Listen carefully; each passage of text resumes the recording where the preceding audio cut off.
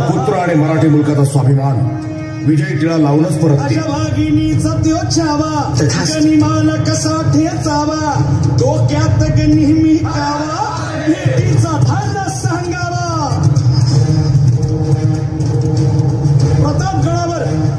प्रतापगडावर आमने सामने भेटीचा सांगावा खानाने हसत हसत कबूल केला.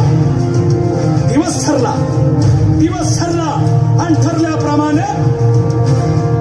प्रतापगडच्या पायथ्याशी खान